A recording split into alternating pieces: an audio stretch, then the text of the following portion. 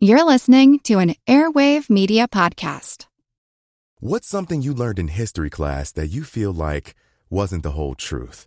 Better yet, what's something you didn't learn at all that was omitted completely? That's what I like to call redacted history. My name is Andre White, the host of the Redacted History Podcast, the place where history's forgotten events, heroes, and villains get their story told, one episode at a time. The Redacted History Podcast. Real history never dies. Stream the Redacted History Podcast on Apple Podcasts, Spotify, or wherever else you get your podcasts.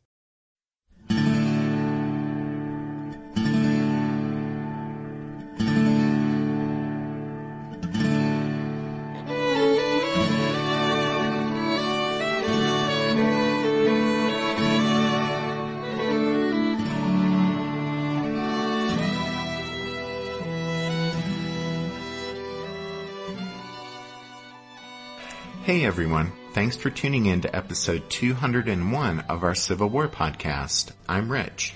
And I'm Tracy. Hello y'all. Welcome to the podcast. In December 1860, Frederick Douglass, the former slave and America's most prominent black abolitionist, welcomed the news of South Carolina's secession from the Union. While heaping scorn upon the Palmetto State's reckless act, Douglass all but thanked the secessionists for the opportunity that their madness offered the North, the opportunity to confront the evil of slavery. Frederick Douglass believed, even hoped, that the secessionists' headlong rush toward disunion and the resulting political crisis would lead the federal government to take some form of military action against the rebellious states of the South, and that military action would inevitably result in the end of slavery. By the beginning of 1863, Douglass's hopes would be realized, but only after 2 years that were both disappointing and astonishing. Few events in American history match the drama and significance of emancipation in the midst of the Civil War. In April 1861, Ohio Congressman Joshua Giddings would write to his abolitionist comrade in the Senate, Charles Sumner, and declare with certainty that, quote, "The first gun fired at Fort Sumter rang out the death knell of slavery." But equally vehement opposition came from conservative Democrats as well as many moderate Republicans. Representative Aaron Harding of Kentucky spoke for many when he insisted that the federal government had no power to take anyone's quote-unquote property. Harding maintained that, quote, "The war should have nothing to do with the institution of slavery. Let slavery alone. It will take care of itself." But events steadily overtook such unrealistic thinking, and through 1861 and into 1862, federal emancipation policies evolved in relation to intensifying military concerns. By the spring and summer of 1862, with decisive battlefield success still remaining elusive, Congress and President Lincoln began to address emancipation more aggressively. What we'd like to do in this new story arc is trace the evolution of the government's ideas and policies about slavery and emancipation. But our focus will be Abraham Lincoln's Emancipation Proclamation, which we believe was the most revolutionary pronouncement ever signed by an American president, as it struck the legal shackles from 4 million black slaves and set in the nation firmly on the path that would lead to the total abolition of slavery within 3 more years.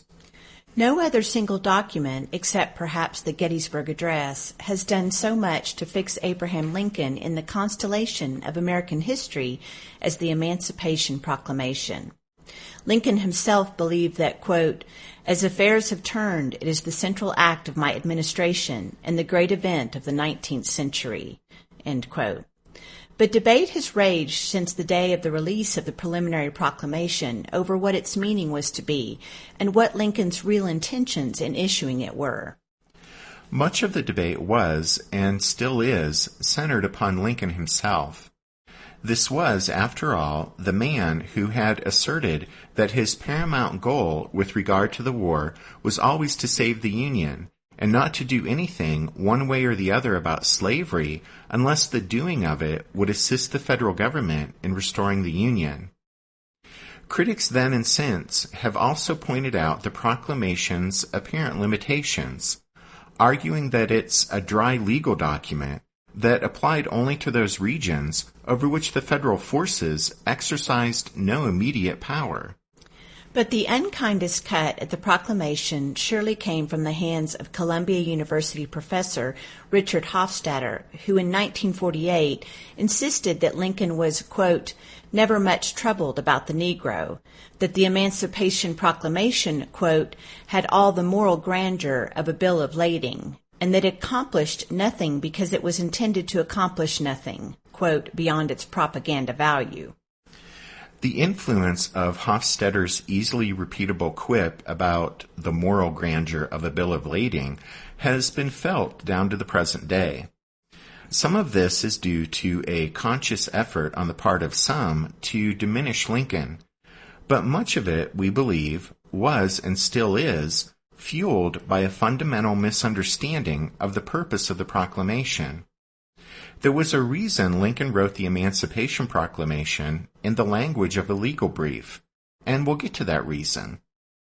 But despite the debate over what its meaning was to be, or what Lincoln's real intentions in issuing it were, the phrase, "and henceforward forever shall be free," has resounded down through the years, and we think marks the proclamation as the most far-reaching accomplishment of any American president.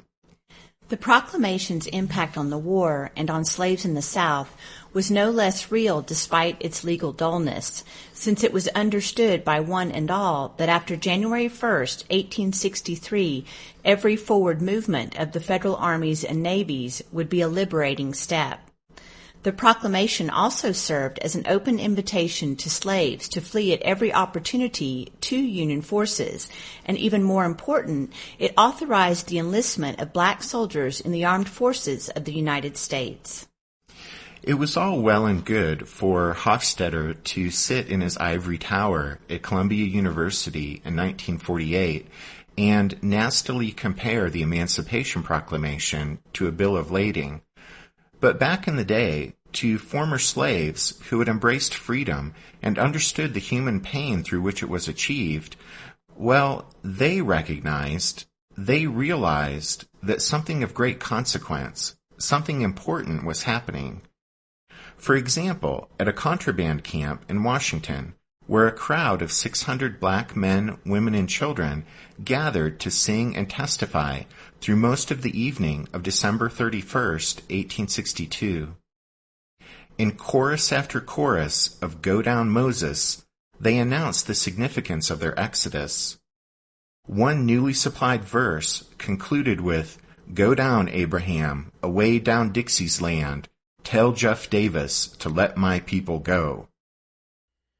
And in between songs, members of the group stood up and told personal stories of their experiences as slaves.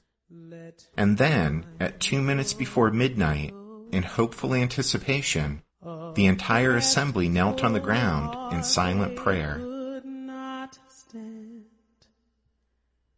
Let my people go down, Moses, way down in Egypt's land. Tell old Pharaoh to let my people go.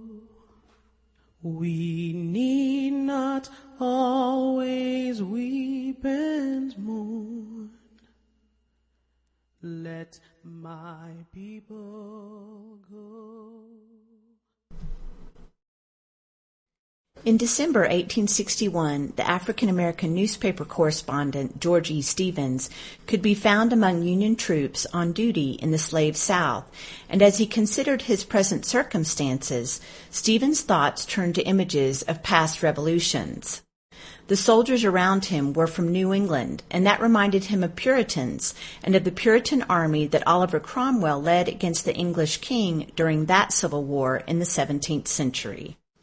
To George Stevens, that earlier historical era seemed in many ways to parallel the time he himself was living through.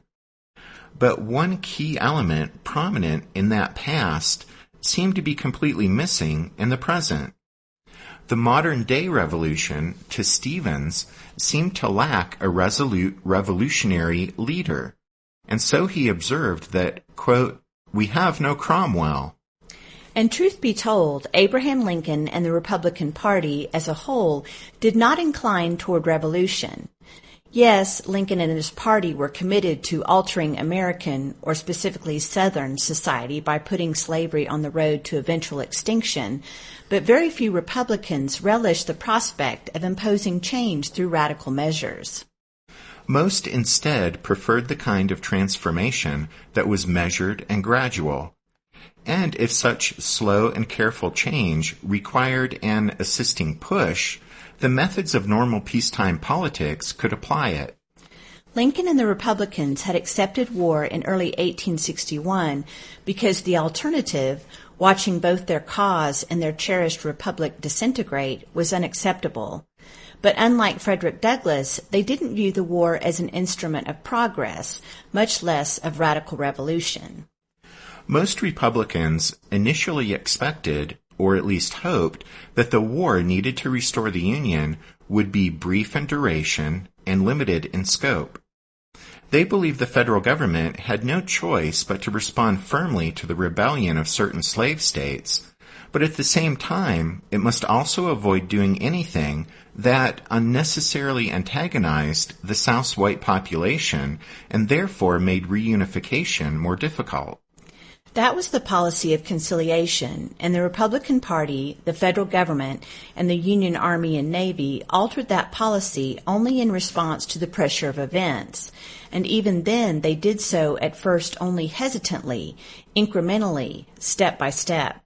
They turned their sights on slavery in a deliberate, determined manner only once they concluded that doing so offered the sole means of winning the war. Only, that is, when the adversary eventually proved more determined, united, powerful, and able than anticipated, and the war became more difficult, costly, and protracted than expected. And only after the slaves themselves had demonstrated in action that their emancipation could empower the Union war effort.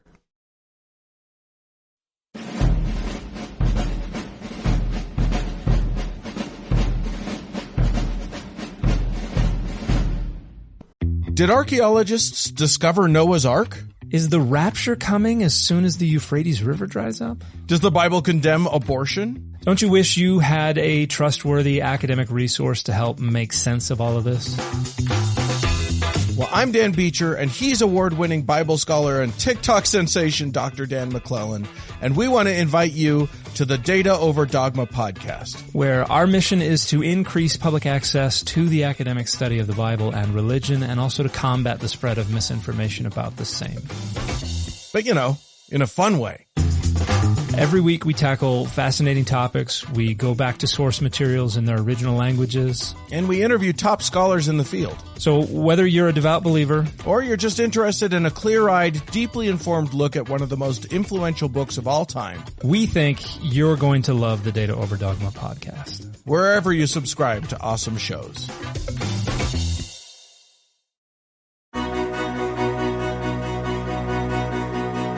History never says goodbye. It just says, see you later. Edward Galeano was right when he said that. Events keep happening over and over again in some form. And that's the reason I produce the podcast, My History Can Beat Up Your Politics. What is it? We take stories of history and apply them to the events of today to help you, perhaps, understand them better. We are also part of Airwave Media Network. I've been doing the program since 2006. That's a long time, and the show has a long name. My History Can Beat Up Your Politics. Find me wherever you get podcasts.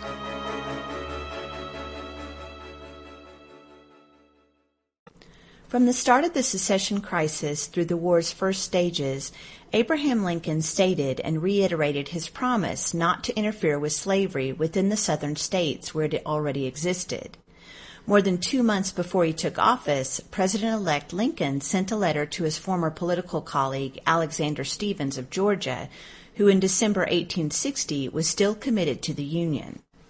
Lincoln promised Stephens and his constituents that the incoming administration would do nothing to endanger slavery in Georgia or any other state. Southerners, the letter said, had no cause to fear that the new president, quote, would directly or indirectly interfere with their slaves or with them about their slaves, end quote.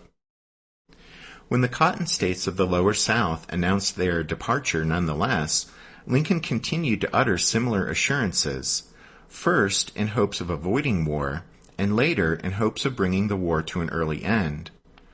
Lincoln stood by that promise even after the Confederate bombardment of Fort Sumter. In calling for volunteers to put down the rebellion, Lincoln charged prospective Union soldiers to exercise, quote, the utmost care to avoid any destruction of or interference with property in the South. However, none of these promises and cautions signified any decrease in Lincoln's abhorrence of slavery. Admittedly, when he assumed the presidency, he was no abolitionist. He believed in the inherent inequality of blacks and whites, and he doubted that free blacks and whites could live together in peace and harmony, and he therefore supported voluntary colonization. That is, that those slaves who did obtain their freedom should be invited and assisted to leave the country. But Lincoln had also felt since an early age that slavery was grounded in, quote, injustice. And, as he would later say, quote, I am naturally anti-slavery. If slavery is not wrong, nothing is wrong. I cannot remember when I did not so think and feel. End quote. And there's no reason to doubt the sincerity of Abraham Lincoln's words there. He also shared the view central to Republican Party policy that slavery was holding back the nation economically and corroding its democratic principles and spirit politically. It was a cancer that needed removing from the body of the Republic. But in 1861, Lincoln did not view the military conflict that the slaveholders had forced upon him as the proper scalpel with which to perform the needed surgery. He would use whatever force was necessary to keep the South in or bring it back into the Union. But there would be plenty of opportunity afterward to resume the political struggle to stop slavery's expansion and encourage gradual, voluntary, and compensated emancipation, accompanied by the voluntary immigration of freed blacks overseas. Lincoln reaffirmed his commitment to that limited war policy in December 1861 in his first annual message to Congress. In considering the policy to be adopted in suppressing the insurrection, he said, I have been anxious and careful that the conflict shall not descend into a violent and remorseless revolutionary struggle. The Union must be preserved, but we should not be in haste to determine that radical and extreme measures are indispensable to preserving it. Lincoln's support of this policy of limited war reflected his views on two subjects. One, the nature of the United States federal system of government, and two, the practical demands of winning the war. Lincoln and his party subscribed to an interpretation of the U.S. Constitution that was shared by nearly all of the country's political establishment, and in that view, the government in Washington had no right to act directly against slavery in the states where it already existed. The power to do that rested solely with the states themselves. At least as important for Lincoln as that legal doctrine were the practical considerations of military victory as he understood them. During the secession crisis and during the early stages of the war, Lincoln presumed, as did other Republicans, that most residents of the seceded states were Unionists at heart. They had, Lincoln believed, simply been stampeded or bullied by Southern fire-eaters into allowing their states to leave the Union. From that assumption, Lincoln presumed the need to defend and restore the Union without giving any unnecessary offense to the supposedly loyal Southern white majority. Only such a policy, he believed, would allow the Union-loving majority in the South to regain the political initiative and bring the rebellion to a swift end. In the meantime, Lincoln also felt sure only this circumspect policy of limited war that he advocated could keep the people of the Union solidly behind him in the military effort to suppress the rebellion. You see, even in the country's free states, nearly half of the voters in 1860 had supported one of his three more conservative opponents, either Northern Democrat Stephen Douglas, or Southern Democrat John C. Breckinridge, or John Bell of the newly formed, compromise above all, Constitutional Union Party. 54% of the voters of the free states had proved enough to send Lincoln to the White House, but he knew he would need the active support of a much larger proportion of the Union's populace in order to prosecute and win the war. Lincoln also knew that his party's political support was almost non-existent in the 4 slave states that remained within the Union, and he considered the continued loyalty of those states absolutely crucial. Lincoln confided to a fellow Illinois Republican in September 1861 that, quote, "I think to lose Kentucky is nearly the same as to lose the whole game. Kentucky gone, we cannot hold Missouri, nor as I think Maryland. These all against us, and the job on our hands is too large for us. We would as well consent to separation at once, including the surrender of this capital." That belief on Lincoln's part gave the political representatives of Kentucky and the other border states outsized influence on the federal government's policy. That leverage became apparent within a few days of the First Battle of Manassas. On July 25, 1861, more than 3 months into the war, the U.S. Congress passed a resolution flatly denying any intention, quote, of overthrowing or interfering with the rights of established institutions of those states then in rebellion.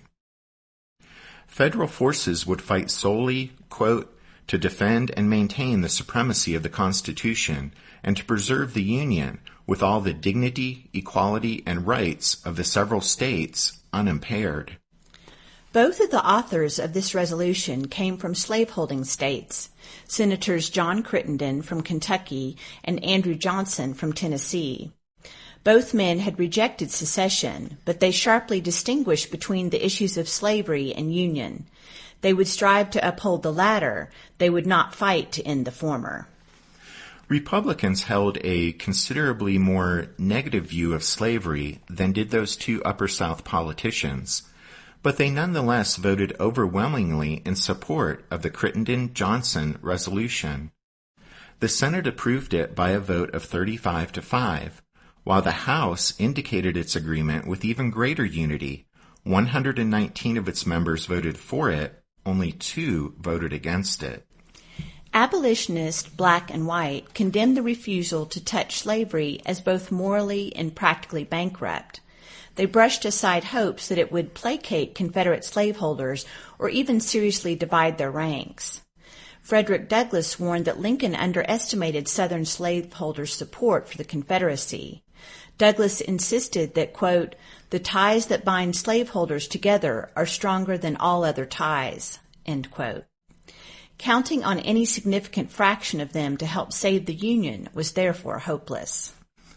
Douglass asserted that, quote, "the safety of the government can be attained only in one way, and that was by rendering the slaveholders powerless." To do that, Douglass and others argued, the federal government must strike directly and forcefully at the source of their power, the source of their economic and military power, that is, slavery. Frederick Douglass said, quote, "The Negro is the key of the situation, the pivot upon which the whole rebellion turns," end quote.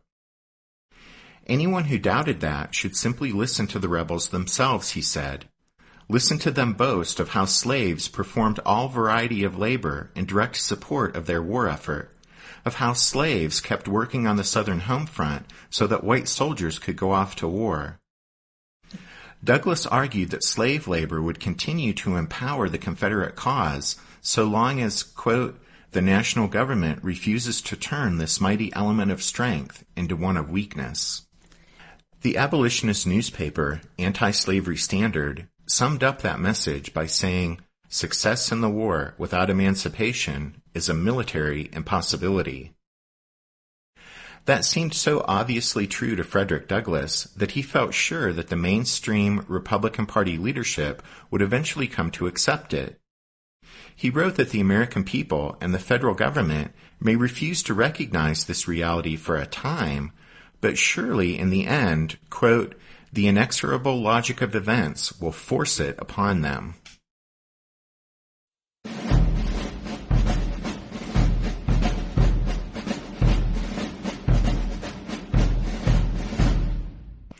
While the inexorable logic of events unfolded, in the meantime, the era's closest approximations to Oliver Cromwell would be found in the Republican Party's more radical wing.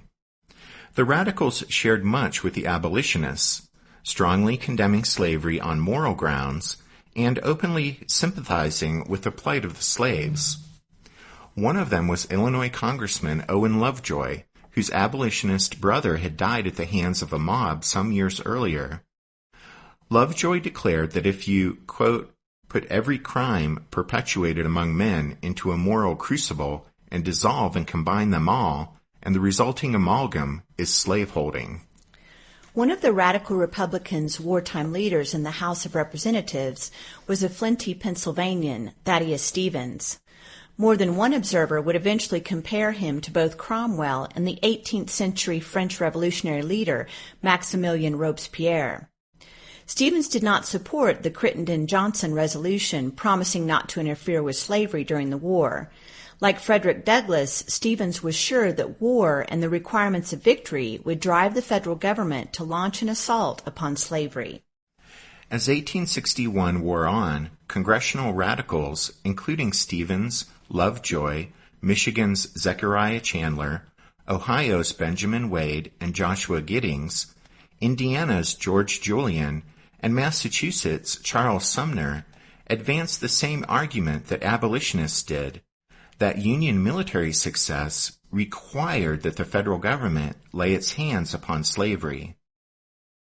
They believed that military considerations were the firmest grounds on which to urge the adoption of government policies that reflected their fundamental convictions regarding slavery and the slaveholders' power. In other words, they saw quite clearly that military considerations were the best way to approach this matter of getting the government to adopt anti-slavery policies. Emancipation, Charles Sumner counseled his allies, should, quote, be presented strictly as a measure of military necessity rather than on grounds of philanthropy, end quote. And the wartime logic of events made such arguments steadily more compelling. Lack of decisive success on the battlefield pointed to the need to reinforce Union strength while reducing the resources of the enemy. Every federal advance carried Union troops deeper into the South and into closer contact with slaves, and thereby into an ever more direct appreciation of the value of slavery to the rebels' war effort. As the war drove home these realities, abolitionists and radical Republicans found themselves receiving an increasingly positive public reception. At the start of 1861, Frederick Douglass's attempt to speak publicly in Syracuse, New York, had provoked a riot. By the end of the year, that same city was welcoming him warmly. Other abolitionists, who had often been treated as pariahs by the majority of the Northern public before the war, also found things much changed. Wendell Phillips addressed a huge friendly crowd in New York City, and he, William Lloyd Garrison, and other prominent abolitionists found the same kind of reception at the nation's capital and nearly everywhere else in the North. Meanwhile, every Confederate victory led thousands of citizens in the free states to call upon the government to take a harder line on slavery. The U.S. Senate received 10 petitions to that effect on a single day in January of 1862. By that summer, the New York Tribune found itself inundated with letters criticizing the Lincoln administration for its timidity towards slavery and the slaveholders. In August 1862, after McClellan's failure on the peninsula, Ohio's moderate Republican Senator John Sherman, in a remarkable letter to his more conservative brother, Union Army General William Tecumseh Sherman, said that, quote, "You can form no conception of the change of opinion here as to the Negro question. Men of all parties who now appreciate the magnitude of the contest and who are determined to preserve the unity of the government at all hazards, agree that we must seek the aid and make it the interests of the Negroes to help us. Nothing but our party divisions and our natural prejudice has kept us from using them as allies in the war, to be used for all purposes in which they can advance the cause of the country." End quote. Senator Sherman went on to tell his brother that, quote, "I am prepared, for one, to meet the broad issue of universal emancipation." Others also began to see the logic of and recognize the mounting public support for the government directly confronting slavery. One of those people was Benjamin Butler, a Democrat, a savvy Massachusetts politician commissioned as a general in order to help raise troops and sustain support for the war in his state. By chance, it was Butler who commanded the Union-held Fort Monroe at the tip of the peninsula in eastern Virginia, where 3 Virginia slaves escaped from their owner in May 1861. And that's where we're going to leave things for this episode.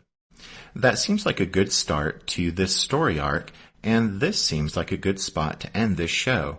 But we'll pick right back up here at Fort Monroe at the start of the next episode.